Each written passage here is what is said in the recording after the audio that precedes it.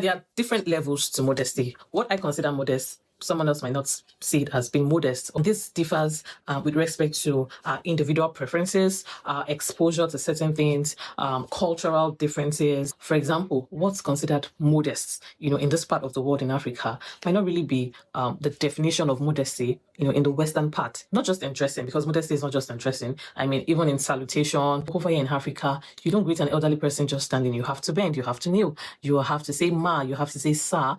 In the Yoruba, where I'm from, you have to use a for someone that is older than you and use o. But over there, you can see a child call his grandma by name or call his aunt by name. And that's modest for them. Over here, you don't give someone something with your left hand, you have to use your right hand. Several cultural differences and, background, even within the same setting. For example, when I can call my sister, my elder sister, even by name, and someone in another family, even if it's just 3 months gap you have with your elder sister or your elder brother, you have to call them auntie or sister. It varies basically, but the truth remains the truth, regardless. The time, the person, the race, the nationality is the truth. And so when it comes to modesty, there is only one rule to it. Now, if you now begin to judge someone else because of your own preference or your own cultural or personal upbringing and background, then that becomes wrong. Okay, the person is also modest, but you're just on different, level. For example, I personally don't fix nails. I've never fixed nails before, and I really don't personally now. I really don't like it because it's not comfortable for me.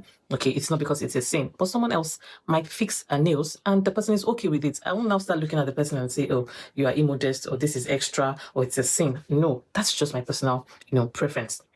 And several other kind of outfits you would never see me put on, not because you're not good, but because I just consider them not modest enough for me, and I respect the other person's preference, or choice, as far as the person is also modest. So modesty is not necessarily maybe a particular style of clothing, or as people think, people just assume that for you to say you're a modest person, you have to have natural hair, without earrings, without makeup, without putting on pants and all of that.